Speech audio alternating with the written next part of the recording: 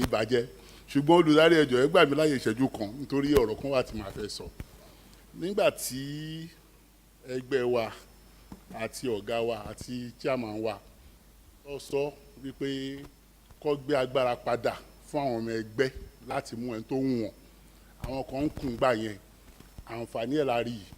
Nígbà táwọn ọmọ ẹgbẹ́ mú àwọn tó wù wọ́n ẹ rí i pé 40 ta kó lọ sógun la kó padà, gọ́vnà ta kó lọ. So aláti fi àsìkò yìí náà dúpẹ́ lọ́wọ́ ọ̀gá wa fún àwọn ọgbọ́n tó lò yẹn. àti wá fi àsìkò yìí náà dúpẹ́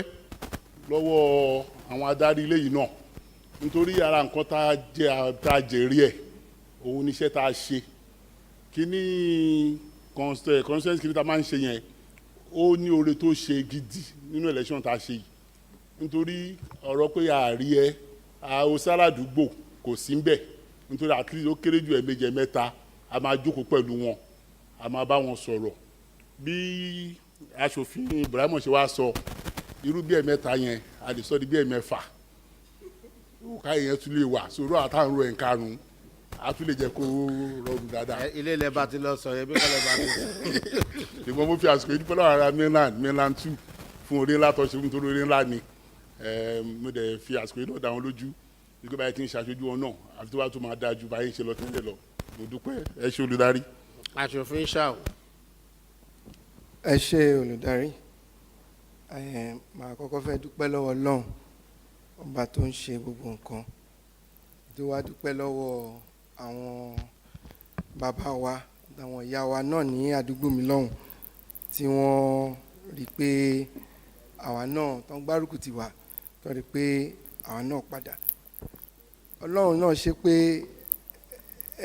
àkọ́kọ́ tó máa ṣẹlẹ̀ ládùúgbò tèmi náà ni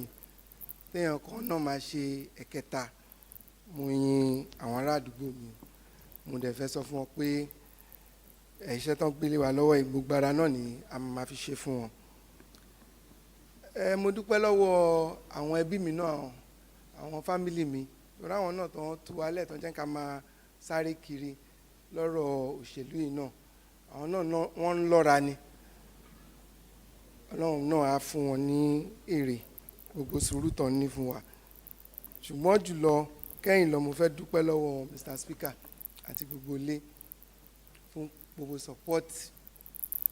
tó fún wa láti gba primaries ni o títí di ìgbà tá a fi díje election yẹn gangan tí ó bá sí yẹn ni àwa náà mọ nǹkan tí yóò bá ṣẹlẹ̀ àpẹẹrẹ náà dẹ̀ ni gbogbo 40 náà kò tún pé ẹ ṣe pọ̀. aṣòfin tọ́bù. ẹ ṣe olùdarí ọpẹ́ náà là ń dú Ọlọ́run má jẹ́ kí ẹnu ọpẹ́ wa ó kan adúpẹ́ fún Elédùmarè ọba ògo ọba tí ò jẹ́ ó sé tí ò jẹ́ ó yẹ slogan mi nìyẹn wọ́n á ní 3 direct wọ́n á ní kò sé kò yẹ édè yẹ mo dúpẹ́ lọ́wọ́ Ọlọ́run mo dúpẹ́ lọ́wọ́ àwọn àgbà ẹgbẹ́ mo dẹ̀ dúpẹ́ lọ́wọ́ àwọn àgbà ilé mo dúpẹ́ lọ́wọ́ bàbá wa Aṣíwájú Bọ́lá Ahmed Tinubu tó fún wa ní oore ọ̀fẹ́ a dẹ̀ dúpẹ́ lọ́wọ́ àwọn aráàlú Ẹ̀pẹ́ àwọn àgbà Ẹ̀pẹ́ pàtàkì bàbá wa Àkànní Sẹ́ríkì Àkànní Òṣùkólá Láṣẹ́rí mo dúpẹ́ lọ́wọ́ wọn fún àdúrótì wọn bàbá wa Kíẹ̀lẹ̀ àtàwọn àgbà ẹgbẹ́ tó kù kọ́lọ́run má jẹ́ ó bàjẹ́ a dúpẹ́ lọ́wọ́ kábíyèsí wa ọlọ́jà ti ìlú Ẹ̀pẹ́ wọ́n ṣe gudugudu méje ẹ̀yà mẹ́fà a dúpẹ́ lọ́wọ́ bàbá wa Olú Ẹ̀pẹ́ a dúpẹ́ lọ́wọ́ Onítọ̀ọ̀mù a dẹ̀ dúpẹ́ lọ́wọ́ gbogbo àwọn baálẹ̀ ọkọ̀ ìlú fún àdúrótì wọn a dúpẹ́ lọ́wọ́ àwọn olórí tún a dúpẹ́ lọ́wọ́ ọlọ́jà a dúpẹ́ lọ́wọ́ àwọn CDA a dúpẹ́ lọ́wọ́ ọkùnrin a dúpẹ́ lọ́wọ́ ọmọdé a dúpẹ́ lọ́wọ́ àgbàlagbà a dẹ̀ fi ń dá wọn lójú wípé ìgbẹ́kànlé tí wọ́n ní lọ́rọ̀ Ọlọ́run lára wa àní dójú tì wọ́n Ọlọ́run á dẹ̀ máa dúró tì wọ́n ìlú Ẹ̀pẹ́ ò ní bàjẹ́ Èkó á túbọ̀ máa tẹ̀síwájú ni ilé ìgbìmọ̀ aṣòfin yìí náà á túbọ̀ máa ga sókè sí ni mo dúpẹ́ ẹnu ọpẹ́ wa nìkan. aṣòfin Fatai Mojeed. mo dúpẹ́ ní ọwọ́ Ọlọ́run ọba mo tún wá dúpẹ́ lọ́wọ́ ànábì tí Ọlọ́run bá ṣìyàn fún wa ní ìpínlẹ̀ Èkó àti lórílẹ̀‐èdè Nàìjíríà lápapọ̀ because tí ò bá sí ọ̀wọ́n ni Ìbẹ̀jú Lẹ́kì tán by tán Nigeria Limited la máa ń ṣe ń bẹ̀ a ní orí ọ̀fẹ́ láti padà wá síbí báyìí tá a bá wò àwa tó yẹ pé àwa fásitì ní Quran and Bible a máa rí pé Ọlọ́run bò rán ànábì méjì lẹ́ẹ̀kan ṣe náà ànábì tọ́lọ́ bá ṣì rán sí orílẹ̀‐èdè Nàìjíríà tó dẹ̀ pé ó fi ilé Èkó ṣe gbùgbé ọ̀hún náà ni Aṣíwájú Bọ́lá Ahmed Tinubu. Mo dúpẹ́ pọ̀ lọ́wọ́ wọn. Mo á dúpẹ́ lọ́wọ́ àwọn kábíyèsí wa ọba Olúṣẹ́gun Sàlámì, ọba Ẹlẹ́mọ̀rọ̀ àti àwọn CD, particularly àwọn non-indigenous wà ní constituency mi, particularly àwọn Igbos community. Mo dúpẹ́ pọ̀ fún wọn fún support tí wọ́n fún mi. Bó tilẹ̀ jẹ́ pé ẹni tí ó bá mi díje ọmọ Igbo ni, but alhamdulillah out of 166 units ta ní ọ̀dọ̀ wa kò sí unit kankan tó win bẹ́ẹ̀. Ó ṣò yí pé gbogbo àwọn Igbos community yẹn náà fún mi ní 100% support. Mo dúpẹ́ púpọ̀, ẹ ṣeun sà. Aṣòfin Àkàndé. Ẹ ṣé olùdarí. Ọlọ́run èèyàn ni Ọlọ́run èèyàn ni Ọlọ́run, torí pé èèyàn ni Ọlọ́run máa rán sí èèyàn tí gbogbo ẹ máa fi ń túbà tó máa fi ń túṣẹ. Lákọ̀ọ́kọ́ aláti dúpẹ́ lọ́wọ́ ọ̀gá wa Bọ́lá Ahmed Tinubu tí wọ́n tukọ̀ ọ̀rọ̀ òṣèlú tí Ọlọ́run fi jẹ́ kí tọ́lọ́run fi fún wọn ṣe. Síbẹ̀síbẹ̀ a dúpẹ́ lọ́wọ́ Mr. Speaker àti gbogbo àwọn àgbààgbà ilé fún àdúrótì, torí kò easy. Ọlọ́run ni ká máa dúpẹ́ pé Ọlọ́run bá lọ́ra ẹ̀mí Mr. Speaker. Mo wá fẹ́ fi àsìkò yìí dúpẹ́ lọ́wọ́ gbogbo àwọn ẹkùn ìdìbò ọjọ́ kìíní, nítorí pé wọ́n ṣe gudugudu méje yàyà mẹ́fà. Wọ́n dẹ̀ ní yínníyínní nítorí ọjọ́ ìníkọ́, torí ọ̀la ni ká lè ṣe míì ni. Mo dúpẹ́ lọ́wọ́ gbogbo àwọn elédè kejì, àwọn Ìgbò tí ó wà ní ẹkùn ìdìbò ọjọ́ kìíní, nítorí pé wọ́n dúró. Mo dúpẹ́ lọ́wọ́ àwọn kábíyèsí wa, àwọn olóyè, àwọn ọ̀dọ́, nítorí pé wọ́n ṣe gudugudu méje yàyà mẹ́fà.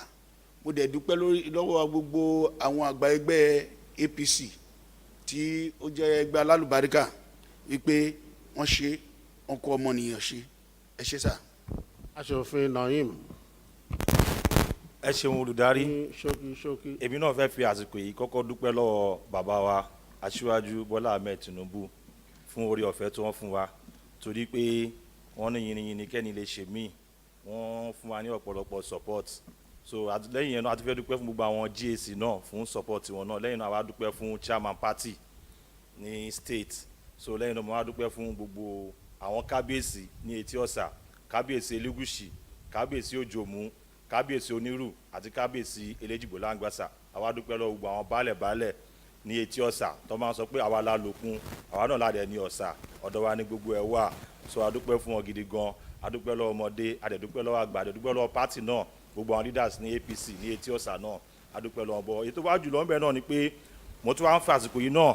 mo fi ń dúpẹ́ especially mo dúpẹ́ fún speaker wa, torí pé wọ́n ní pé yìnyín kẹ́ni lè ṣe míì náà ni, torí pé nígbà tí àwa mélòó kan tà wà lọ́dọ̀ yín ní election kọlà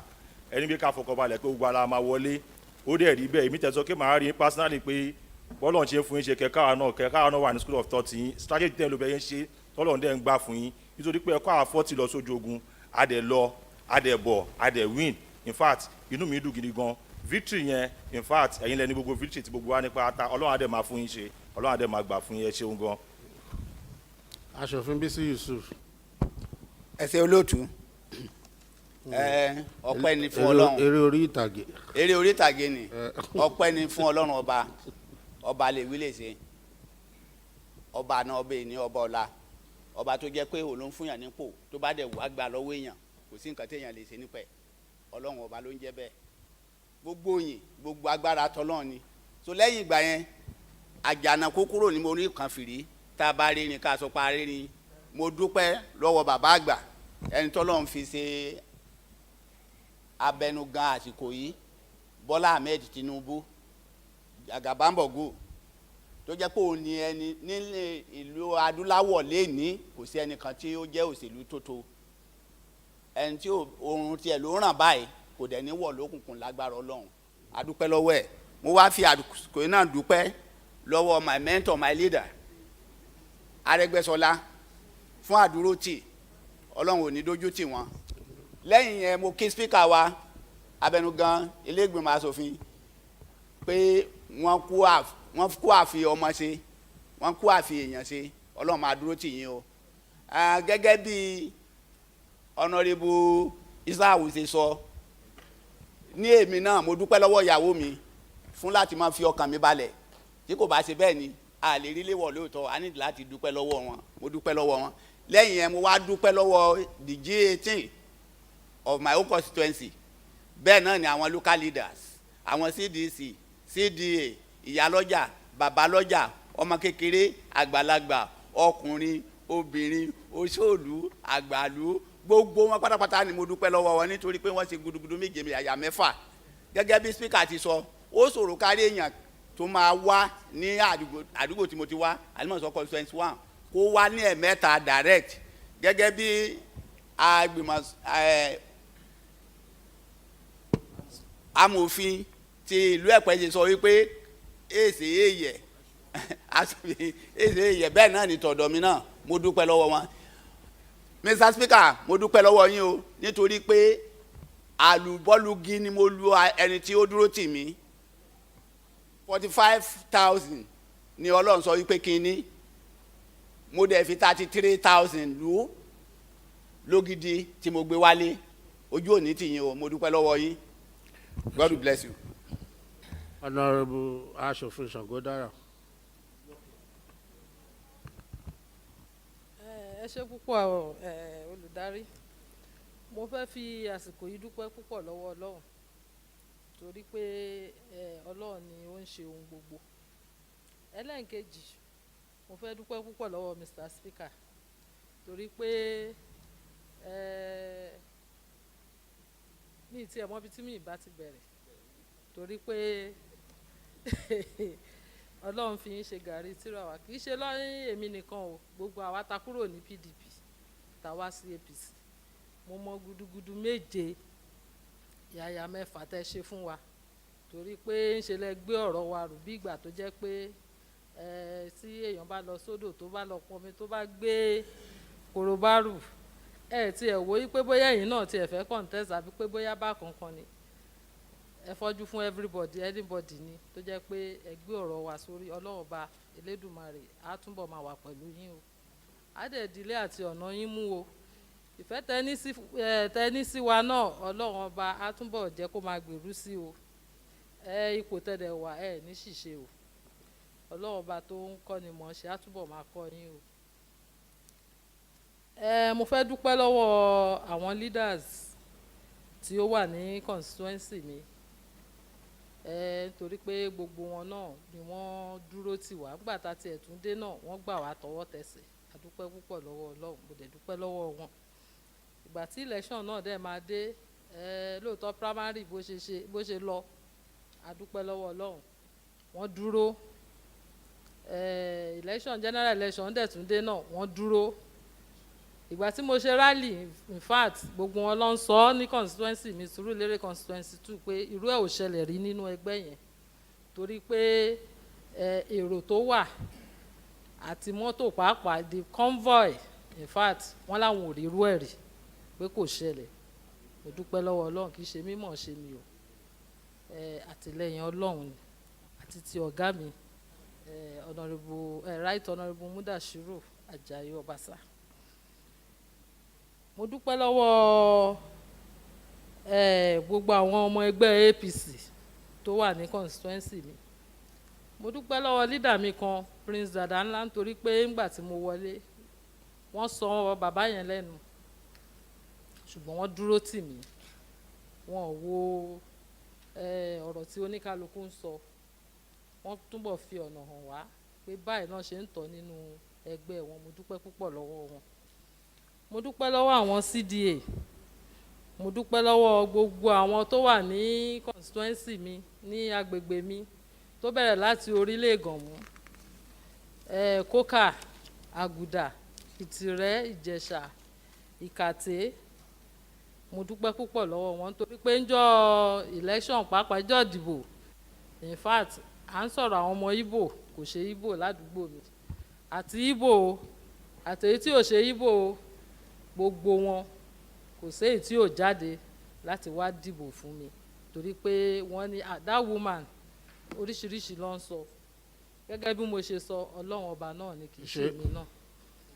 mo dẹ̀ dúpẹ́ lọ́wọ́ gbogbo àwọn. apá yìí ti ẹ̀rọ àdó apá yìí. mo dúpẹ́ púpọ̀ lọ́wọ́ gbogbo àwọn tó jẹ́ leaders tó wà ní inú ilé ìgbìmọ̀ asòfin honourable Jimoh, honourable Ọ̀ṣun, honourable Ishao, honourable Ogundimu, honourable Tọ̀bù, ìyáàfin Tẹ́jú Oṣó àti pàápàá jùlọ honourable Pẹ́pẹ́. mo dúpẹ́ púpọ̀ ẹ ṣé ọlá máa wà pẹ̀lú gbogbo wa. aṣòfin Mìrìndà. ṣe olùdarí, mo fi àsìkò yìí dúpẹ́ lọ́wọ́ Ọlọ́run fún àṣeyọrí ìdìbò tá a ṣe tó lọ. Lákọ̀ọ́kọ́ ẹlẹ́ẹ̀kejì, mo dúpẹ́ lọ́wọ́ national leader wa Aṣíwájú Bọ́lá Ahmed Tinubu fún gbogbo support wọn. Thirdly, the leadership of this house, ẹ ṣé, mo dúpẹ́.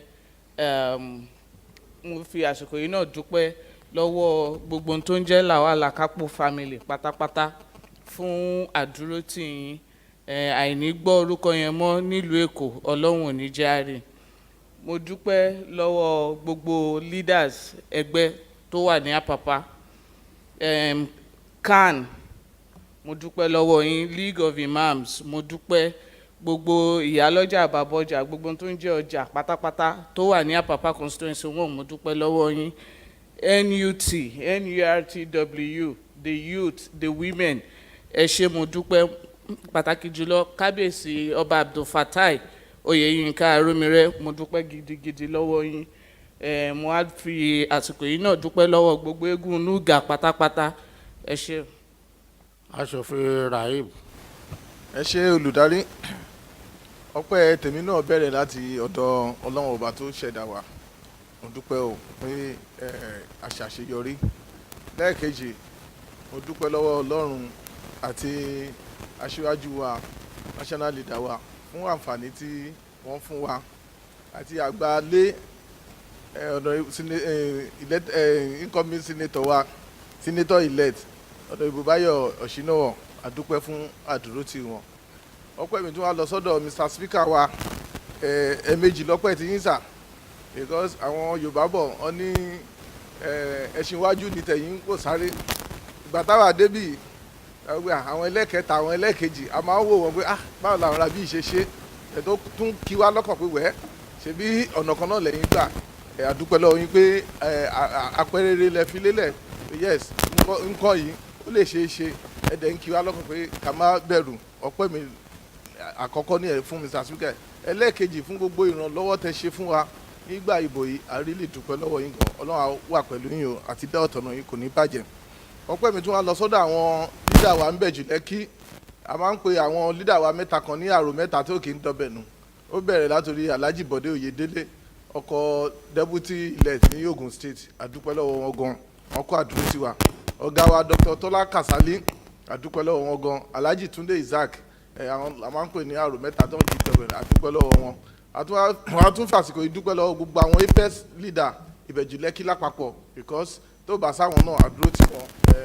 Ọlọ́run ló mọ bóyá gbogbo ẹ̀ ṣe máa rí. wọ́n á tún fi àsìkò.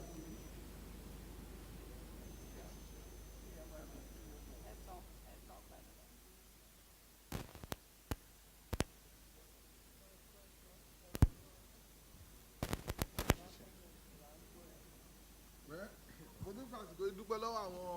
alága ẹgbẹ́ wa, àwọn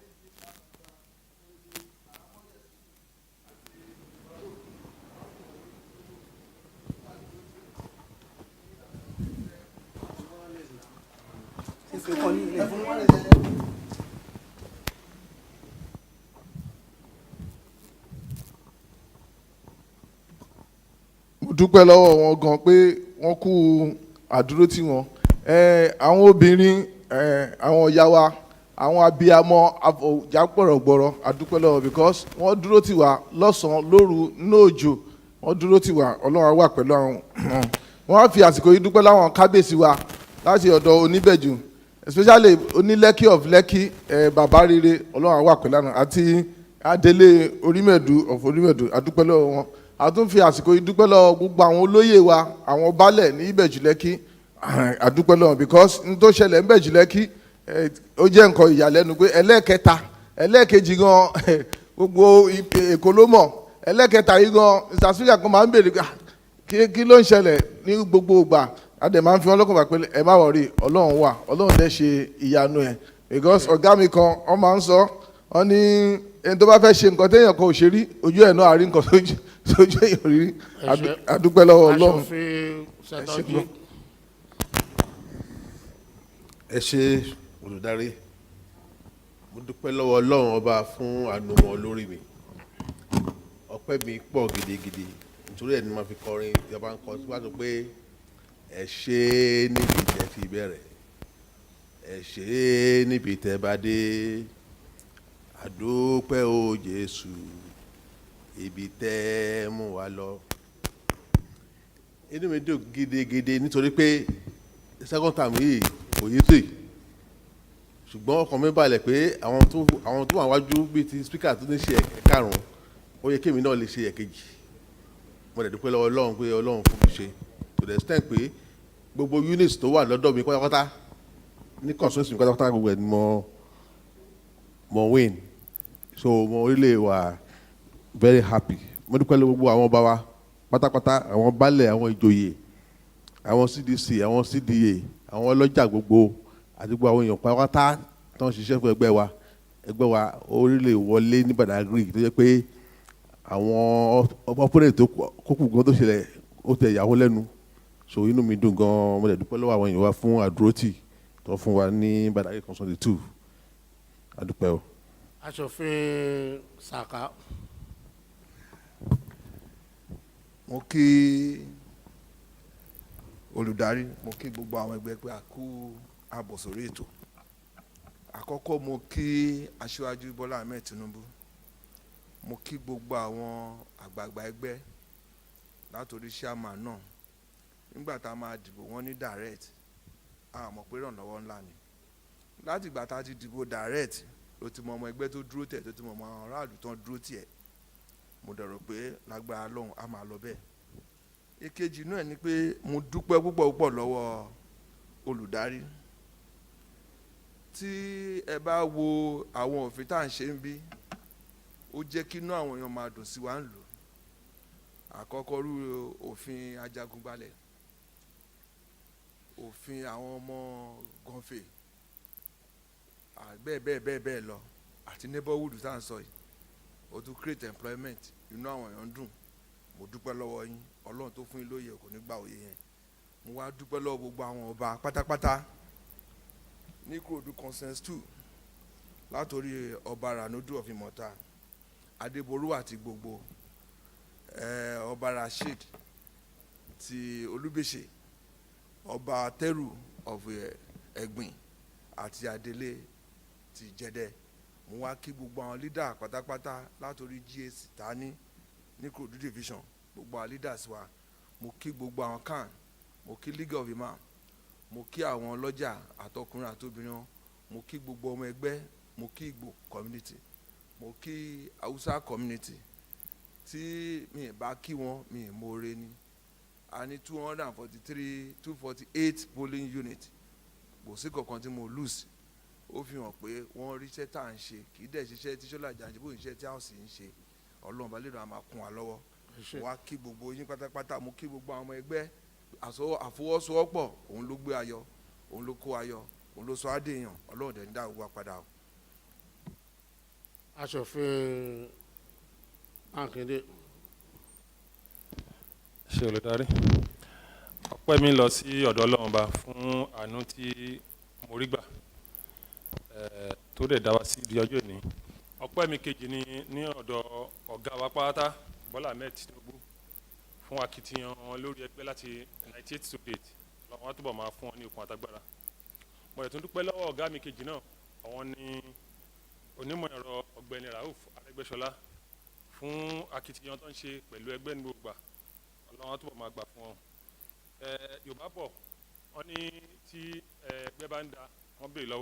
lọ́wọ́ olórí ẹgbẹ́ olórí aṣòfin wa ní ìlú Èkó right honourable Mudashiru Ajayi Obasa ní kànga àjípọn mo dúpẹ́ lọ́wọ́ yín fún akitiyan yín ní orí mi àti ní local government mi ní gbogbo ìgbà Ọlọ́run túbọ̀ máa túnlé àtọ̀nà tí yín náà ṣe o ẹgbẹ́ ò ní dàrú mọ́ yín lọ́wọ́ mo dẹ̀ dúpẹ́ lọ́wọ́ wọn the G7 ní local government mi mo dúpẹ́ lọ́wọ́ gbọ́n lórí ẹgbẹ́ yìí àdúrà wọn túbọ̀ gbà síwájú sí i mo dẹ̀ dúpẹ́ lọ́wọ́ ìyàwó mi fún àtìlẹ́yìn ẹ̀ tó ń ṣe fún gbogbo àti àwọn ọmọ mi náà ọlọ́run á túbọ̀ dá wá sí àtúbọ̀ rere jẹ́gbẹ́ ò jẹ́ ọ mo dúpẹ́ lọ́wọ́ àwọn ìgbìmọ̀ kan wà pẹ̀lú mi wọ́n pè wọ́n ní Òjòkòrò formidable team àwọn ni wọ́n jẹ́ aṣọ ìbora fún mi níbẹ̀ ní gbogbo gbà ọlọ́run á túbọ̀ bá mi wá ní dótìn dẹ̀ mo dẹ̀ dúpẹ́ lọ́wọ́ wọn kábíyèsí méjì ta ní Òjòkòrò kábíyèsí ọba Olúwalàńbẹ̀ 1 the paramount ruler of Òjòkòrò mo dúpẹ́ lọ́wọ́ yín o mo dẹ̀ dúpẹ́ lọ́wọ́ ọba Saka Taiwo náà the baálẹ̀s fún gbogbo meeting tẹ́ ń ṣe gbogbo àtọ́ tún dáwó lórí pé kí ó lè dáa fún ẹgbẹ́ wa àti fún ìlọsíwájú tèmi náà mo dúpẹ́ lọ́wọ́ yín o mo dúpẹ́ lọ́wọ́ àwọn ìyálọ́jà babalọ́jà especially the abattoir market Jankara market fún àtìlẹ́yìn tẹ́ ṣe fún wa mo dúpẹ́ lọ́wọ́ yín o mo dúpẹ́ lọ́wọ́ àwọn the union the national union àwọn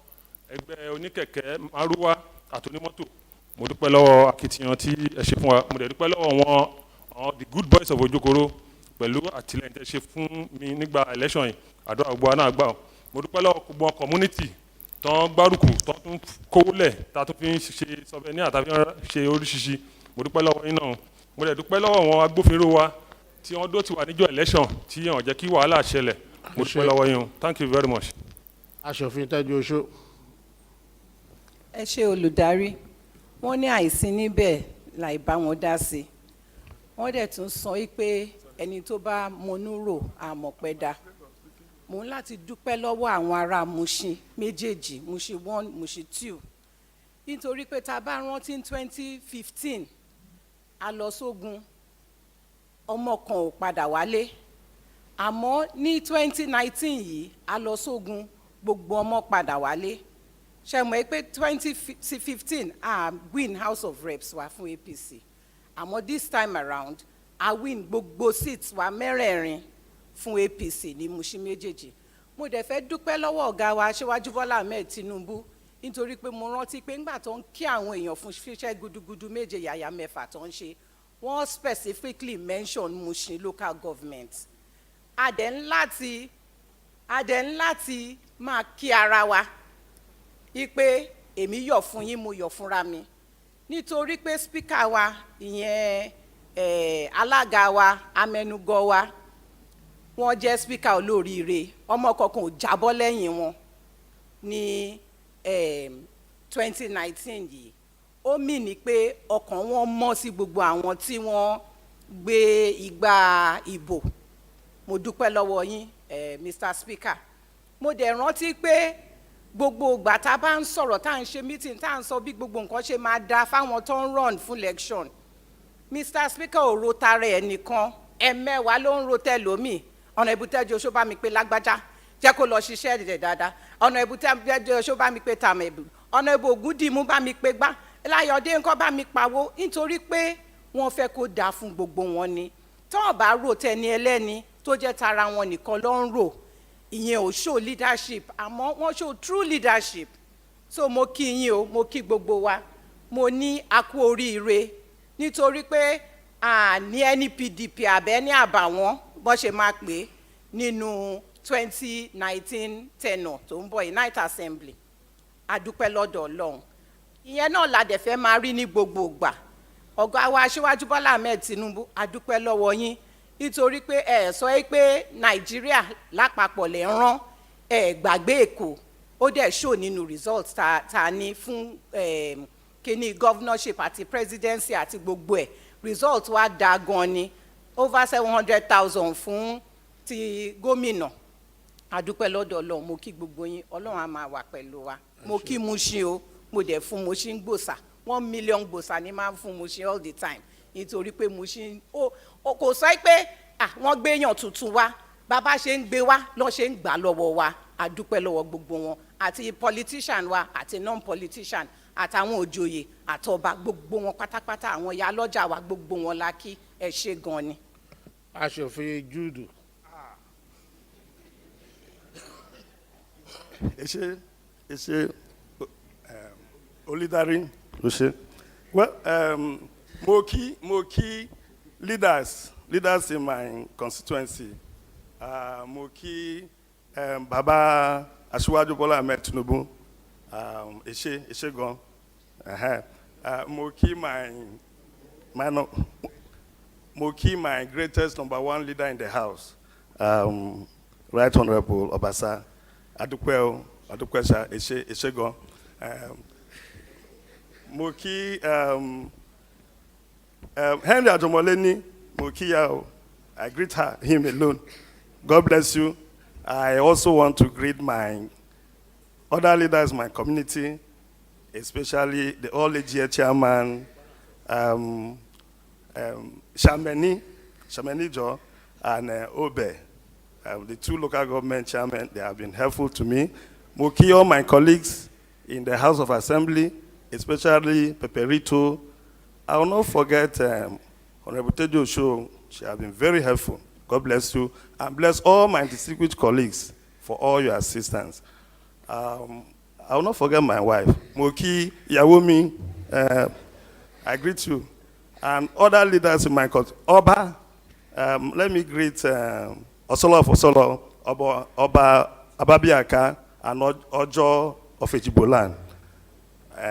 Moki ni Adukwe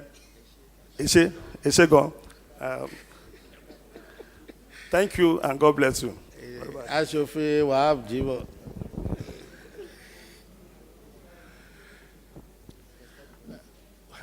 When the Lord turned against the captivity of Zion, I'm like one of them that dream. Nígbà tí Ọlọ́run ṣojú rere sí àwọn ọmọ Ísírẹ́lì, èmi sì dàbí ìkànnì wọn tó lálàá. Ìdúpẹ́ mi lọ sọ́dọ̀ Ọlọ́run fún kó tiẹ̀ kọ́kọ́ dá wa sí. Ìkejì, mo dúpẹ́ lọ́wọ́ lídà wa, olórí ẹgbẹ́ wa pátápátá, Aṣíwájú Bọ́lá Ahmed Tinubu. Mo ti dúpẹ́ lórí pé akitiyan lónìí kì í ṣe ti ọ̀rọ̀ owó nìkan tó fi dúró tì wá, tí gbogbo ẹ̀ lọ́ fi dúró tì wá. Mo ti ṣẹ̀ sí dúpẹ́ lọ́wọ́ ọ̀gá wa, ẹ̀gbọ́n wa, kọ́mọ̀dáǹtì wa, Abdulrahuf Ọ̀gbẹ́ni Arẹ́gbẹ́ṣọlá. Mo dúpẹ́ lọ́wọ́ gbogbo ilé ìgbìmọ̀ aṣòfin látòrí olórí ẹgbẹ́ tí ó ń jẹ́ Mudashiru Obasa, Honourable Ọ̀ṣínáwọ̀. Mo dẹ̀ dúpẹ́ lọ́wọ́ ara mi náà pé mi náà tiẹ̀ gbórí dúró láti ẹ̀ ti gbọ́ nǹkan táwọn èèyàn ń sọ. Mo dúpẹ́ lọ́wọ́ gbogbo leadership Apapa Gànmú látòrí Dr. Christopher Sinsu Anagbo lọ sílẹ̀ lọ kan gbogbo àwọn leaders tí ó dúró ti ẹgbẹ́ nínú Apapa Gànmú. Mo dẹ̀ dúpẹ́ lọ́wọ́ ọba Ọ̀jọ́rá Kingdom, ọba Fatai Arobire, fún akitiyan wọn. Wọ́n jáde bí ọmọ ẹgbẹ́ ni, wọ́n tiẹ̀ dúró pé ọba ọdúró ti wà, wọ́n dẹ̀ ṣojúṣe, wọ́n dẹ̀ tún ṣe ìnáwó, jẹ́ pé ó jẹ́ nǹkan kàyéfì fún mi. Mo dúpẹ́ lọ́wọ́ àwọn ọ̀rẹ́ mi náà tó wà ní ilé ìgbìmọ̀ aṣòfin tó ń pè pé báwo ló ṣe rí. Mo dẹ̀ dá wọn lóhùn pé ó wà pa, Ọlọ́run á tún dáwọ́ sí i. Èmi tó bá tún wá ìrọ̀rùn ló máa bá dé. Mo dúpẹ́ lọ́wọ́ yín. Aṣòfin Ṣókúnlé. Ẹ ṣé gan ni speaker. Sorry, ẹ ṣé gan ni olùdarí. Ọpẹ́ mi àkọ́kọ́ lọ sí ọ̀dọ̀ Ọlọ́run. Òun ni ọba lèwí lè ṣe. Lẹ́yìn eléyìí màá fẹ́ dúpẹ́ pàtàkì lọ́wọ́ Aṣíwájú Bọ́lá Ahmed Tinubu tó jẹ́ olórí gbogbo apáta nínú ẹgbẹ́ APC. Speaker, ọpẹ́ mi pọ̀ lọ́dọ̀ yín gan o. Because ọjọ́ rẹ̀ bí àná nígbà tá à ń ṣe gbogbo ìrìn àjò ipá fẹ́ cross láti inú ẹgbẹ́ kan sí ẹgbẹ́ kejì, àwọn kan fẹ́ ṣe bẹ́ẹ̀ ní pọ́n gbọ́n jù wá lọ. Àmọ́ gbẹ̀yìngbẹ̀yìn àwọn tó tún dàrẹ́ pé ó tún gọ̀ díẹ̀ wọ́n join. Bó tiẹ̀ jẹ́ pé well kọ́ ló ń fún wa ṣe. Ọlọ́run ọba ni ọba lè wí lè ṣe.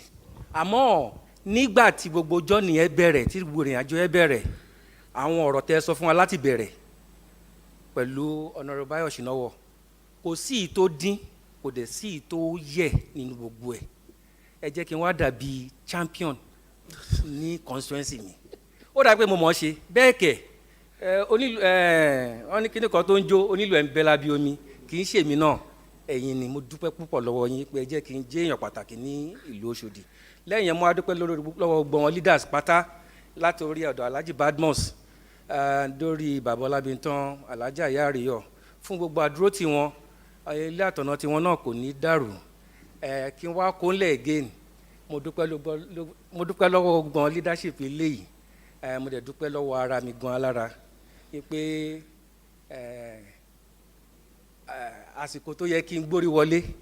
mo gbórí wọlé ẹ ṣé gan ni. o dúpẹ́ lọ́wọ́ MC o.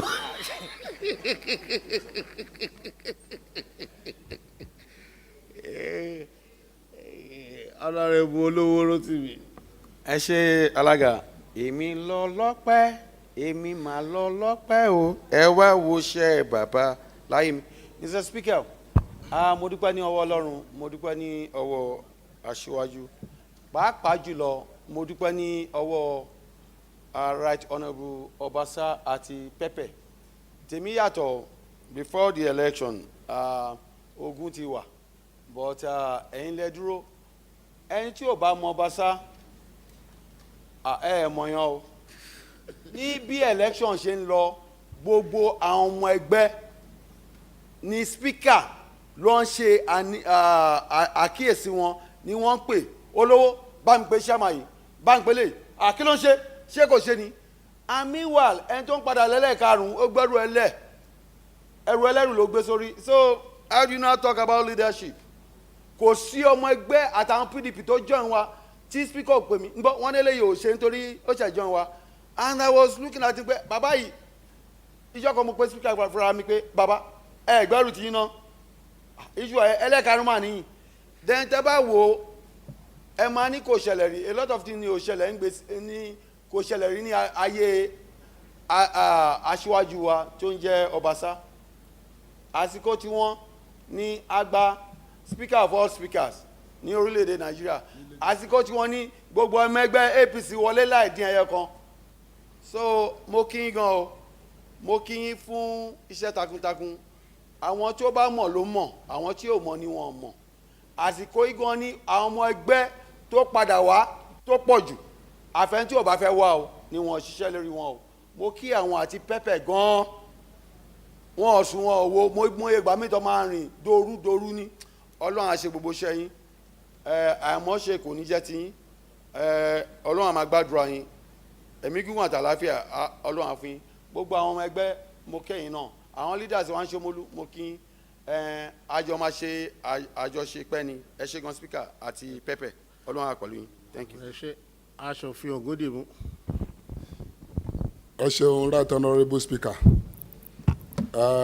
bó tilẹ̀ jẹ́ wípé mo bá lẹ́nu yín tẹ́ ti sọ gbogbo nǹkan tẹ́ sọ yẹn nípa Agége látòkè délẹ̀ mo dúró ti nǹkan tẹ́ sọ yẹn torí wípé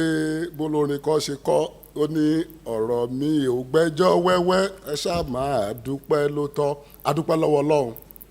adẹ̀dúpẹ́ lọ́wọ́ ọba tó ń jẹ́ èmi ni adúpẹ́ lọ́wọ́ àwọn leaders wa national leader wa Ahmed Bola Tinubu and gbogbo àwọn leaders wa láyege including Yorùbá là ń sọ pẹ̀lú Right Honourable Speaker wa nítorí wípé wọ́n ní ẹni tí ó lọ sí ojú ogun tó lóun pa sójà 8 ni nígbà tó tún délé tó tún tọmọ ẹdìyẹ 8 pa tá a bá tiẹ̀ rí tójú ogun àwárí ti lé ìwọ̀nba díẹ̀ ni àwọn tó wà ń bì báyìí lè rí torí pé díẹ̀ tó nù kan ní nǹkan àwárí gbogbo ẹ̀ látòkè délẹ̀ a dẹ̀ rí bó ṣe ṣẹlẹ̀ Ọlọ́run ọlọ́jọ́ èní á túbọ̀ máa fún yín ṣe gbogbo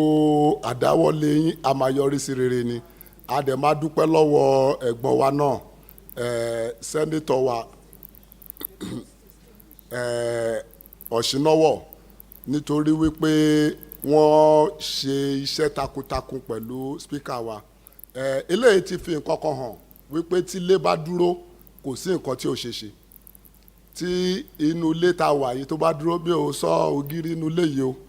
àwa ni mò ń sọ tá a bá dúró kò sí nǹkan kan tí ò ṣe ṣe ó dẹ̀ ti fi hàn wípé nínú ìfọwọ́sowọ́pọ̀ ní gbéga wà a dẹ̀ ti rí nísìnyí Ọlọ́run wa túbọ̀ máa tì wá lẹ́yìn kò ní tì wá lójú ẹ ṣeun. ṣe aṣòfin Dípọ̀ Ọlọ́run inú. ẹ ṣé gidi gan olùdarí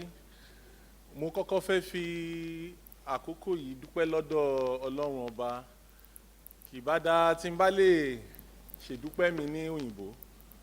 because òun ni ó máa lè jẹ́ kí n lè sọ bí ó ṣe yẹ kó ṣe rí tí á dẹ̀ jẹ́ nǹkan tí àwa ènìyàn lè mọ̀ wípé mo really ní dúpẹ́ ṣe fún ọlọ́run ọba ṣùgbọ́n màá try as much as possible láti lè explain ìra mi by appreciating the Most High God fún opportunity láti lè wà láàárín àwọn ẹlẹgbẹ́ mi ní ìgbìmọ̀ aṣòfin yìí a lọ sí election mo dẹ̀ dúpẹ́ lọ́dọ̀ Ọlọ́run pé àwọn èèyàn jáde ṣùgbọ́n Ọlọ́run sọ pé kò tí ì yá kí n tún padà ṣùgbọ́n mo fẹ́ fi àkókò yìí sì fi dúpẹ́ lọ́dọ̀ Ọlọ́run wípé ní time 8 assembly yìí mo jẹ́ èèyàn kan tí ó bá ìgbìmọ̀ aṣòfin yìí ṣe pẹ̀lú ọkàn tọkàn with the whole of my heart and mo dey learn a lot especially from olùdarí wa Mr. Speaker mo lè jẹ́ the only PDP but mo mọ̀ pé nínú ẹ̀jẹ̀ mi APC ni mí ṣùgbọ́n ẹ mọ̀ pé iṣẹ́ wa yìí bí orúkọ mi ṣe jẹ́ Ọlọ́run rí inú Ọlọ́run náà ni ó gbọ́dọ̀ tọ́yàn sọ́nà mo dẹ̀ fẹ́ kí ẹ mọ̀ pé ọkàn mi ó sì wà pẹ̀lú wa because ìtẹ̀síwájú Èkó yìí èmi gangan ni ó jẹ ní ogún ẹ ṣé gan ni sir. aṣòfin Láyọ̀dé.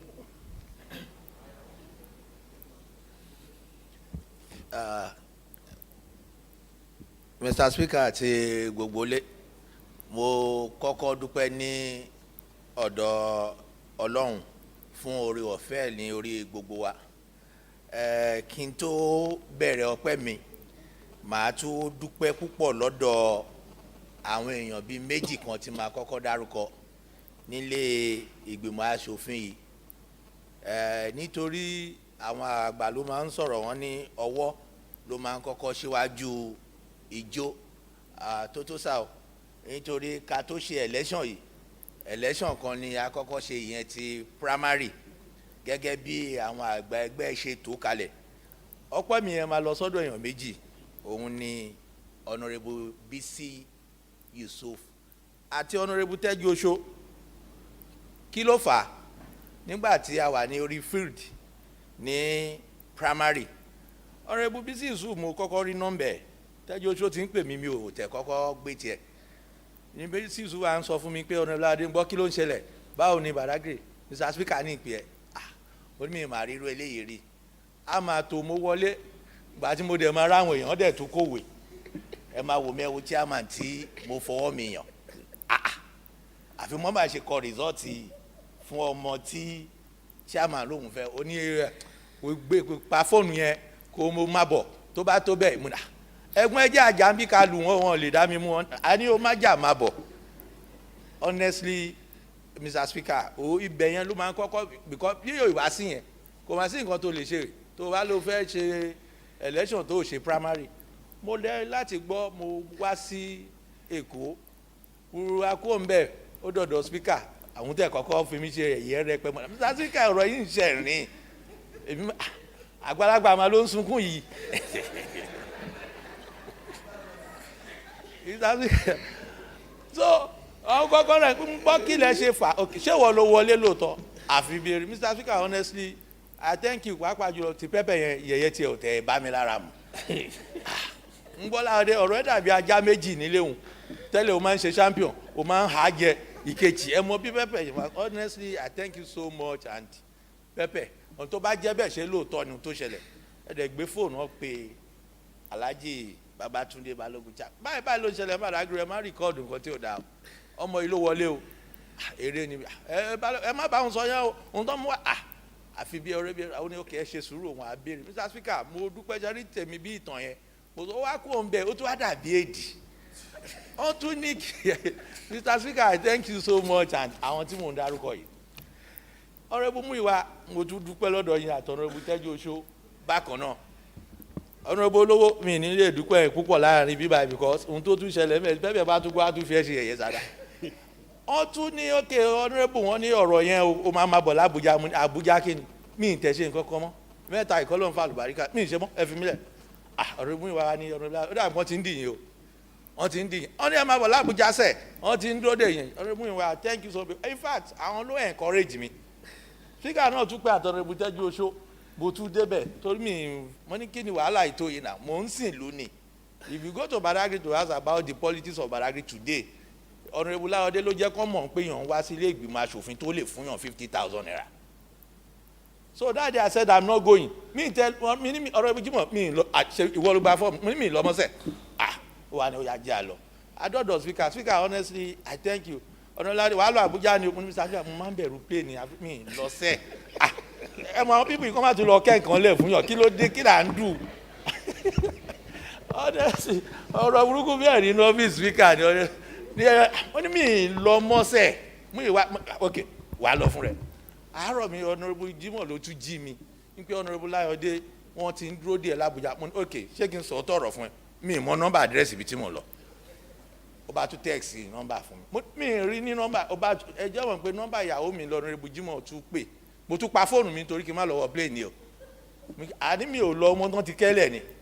so I thank you so much gbogbo ẹ̀yin tí mo dárúkọ àti gbogbo àwọn tó gbọ́ sinero yẹn mi fi mi ṣe yẹ̀yẹ́ ẹ̀rín yẹpẹtẹ ibi ọ̀tọ̀ láti rí nǹkan tó dá mi sásìkò Ọlọ́run àwa pẹ̀lú gbogbo ẹ̀yin náà ojú òní tì torí pé kíni èèyàn ló máa dúró fún yàn láti tọ́yàn sọ̀rọ̀ ó fẹ́ di stage kan pé mi ní mi ò ṣe mọ́sẹ̀ ṣùgbọ́n Ọlọ́run tó lò yín gẹ́gẹ́ bí áńgẹ́lì ní agbára Ọlọ́run àwọn ọmọ tí yín náà bàrà lànà o àti gbogbo ẹ̀yin tí mo dákọ àti gbogbo wa náà bákan náà ọpẹ́ mi wá lọ sí ìlú Badagry torí pé kí ni àwọn náà dúró tì mí lọ́tún lọ́sì Badagry West Badagry Central Ọlọ́run dá débẹ̀ kó béèrè mi ni wọ́n ní àná kò rí bẹ́ẹ̀ o ọmọkùnrin yìí níṣẹ́ títí fi dé ọ̀dọ̀ àwọn kábíyèsí wa ní Akran of Badagry kábíyèsí Kweme oní Alápá gbogbo àwọn ọba oníwòró onímèké gbogbo kò sí ẹni tó gbọ́ kéèsì àná ọmọ yìí ló wọlé àwọn lọ tò ṣerí kọ́ bá jáde lọ tò fún yàn rí ni gbogbo wọn mo dúpẹ́ púpọ̀ lọ́wọ́ àti àwọn oníṣẹ̀ṣe ní o gbogbo wọn nílùú Badagry lápapọ̀ àwọn ọlọ́jà ni mo dúpẹ́ Ọlọ́run á wà pẹ̀lú gbogbo ọjọ́ òní tiwa Mr. Speaker kí n tó tún jókòó màá tún kí àwọn èèyàn kan mi lè ṣe kí n má kí clark o ìkan gbà tó tún di stage ẹ tún mọ kán tó ní òṣèlú máa ń fowó báyàn jà. o tún fẹ́ sọ kò fẹ́ yẹ. owó tán Speaker sẹ́ mo dúpẹ́ pé àwọn ní òkè jẹ́ ká lo impress mi oṣù mẹ́ta. Clark, I thank you so much and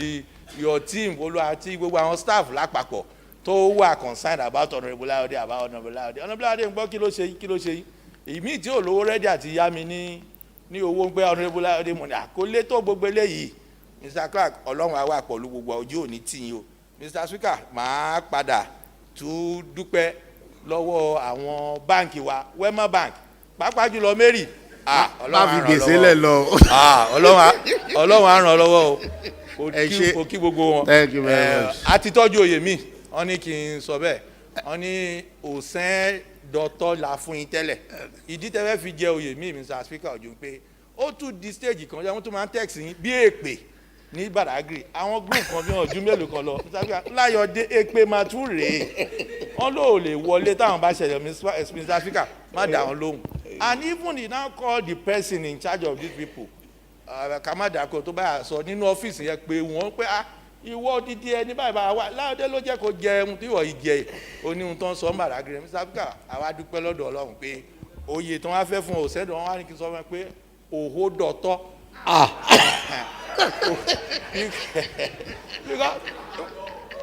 àmà òhó dọ̀tọ́ ni because ó sọ ọ̀rọ̀ ẹ̀ wá já sóòótọ́ pé àní òun confirm pé àní Láyọ̀dé máa wọlé because all the messages are that okay Mr. Speaker be sending the message to me let me see tó bá ti send ẹ̀ sí màá ní má dáhùn ọmọkùnrin tó kò lọ́fíìsì ẹ̀ òun náà ló ń ẹnjìníà wọn bàbá ní kí n bẹ́ẹ̀ pé Ọlọ́run á wà pẹ̀lú yín owó dọ̀tọ̀ Badagry owó dọ̀tọ̀ máa náà kówó epo mọ́ ara tẹ̀yìn náà lé Ọlọ́run á wà pẹ̀lú gbogbo I thank everyone so much ẹ ṣe púpọ̀ mo dúpẹ́ o. ẹ ṣe àdúpẹ́ lọ́wọ́ gbogbo yín náà gbogbo ọmọ ẹgbẹ́ ẹ ṣe bẹ́ẹ̀ ṣe lù wá ní ìwà ní ọ̀gọ́ ẹnu ọlọ́run elédùmarè náà a bá wa dúpẹ́ lọ́wọ́ ẹ̀yin náà wọ́n ní bí olórin ṣe kọrin àjọ ń gbádùn ara wa ni sọ bẹ́ẹ̀ náà ṣe ń dúró tì wá pé spíkà wa ó ti di dandan náà tó bá tásìkò tó yẹ káwa náà dúró káwa náà ṣe èyí tó bá jẹ́ ojúṣe wa mo dẹ̀ dúpẹ́ lọ́wọ́ yín lọ́pọ̀lọpọ̀ fún àdúró tì yín náà ọlọ́run Elédùmarè á túbọ̀ máa dúró tì gbogbo wa bá a ṣe dúpẹ́ fún gbogbo àwọn tá a dúpẹ́ fún èyí tó wá ṣe kókó ń bẹ náà ni pé ẹnu kò tó láti dúpẹ́ ẹnu kò tó láti dúpẹ́ nítorí Yorùbá lọ wọ́n bọ̀ wọ́n ní ọ̀pọ̀ ọ̀rọ̀ kò kún agbọ̀n afẹ́fẹ́ ló máa so ìdí tá a ṣe ń dúpẹ́ ẹ jẹ́ ká wá fi wọ̀n nípa iṣẹ́ tí wọ́n rán wa káwa náà wá jíṣẹ́ yẹn takuntakun ká ṣe bó ṣe tọ́ àti bí ó ṣe yẹ kí àwọn tó rán wa ń ṣe kínú wọn náà lè dùn pé àwọn táwọn ránṣẹ́ yìí wọ́n kún ojú wọn àti ń ṣe bọ̀ ká tún wá ṣe ju èyí tá a ti ṣe lẹ̀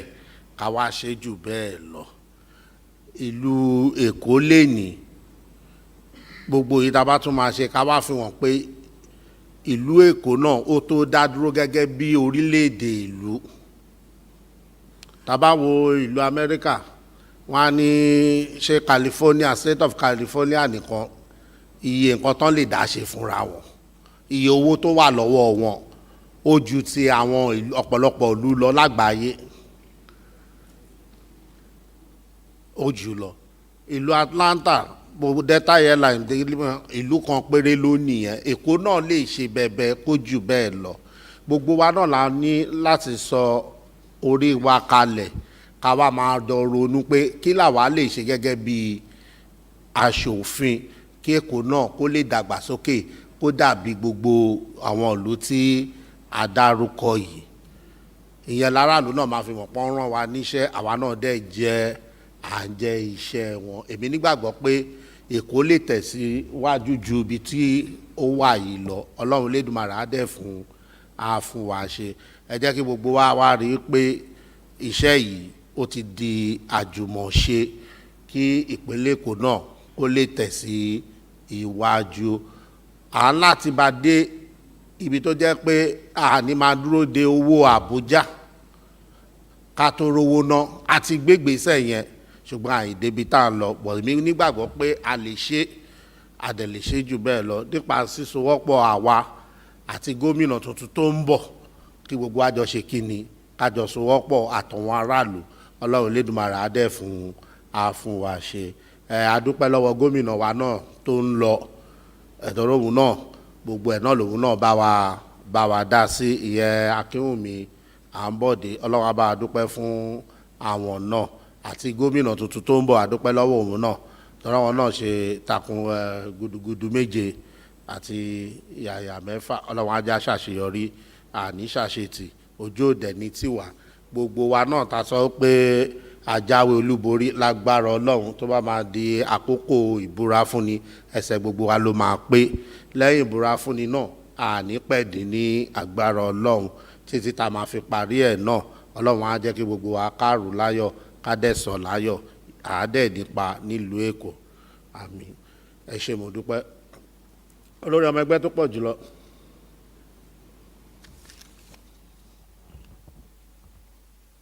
ẹ̀yin ẹlẹ́gbẹ́ mi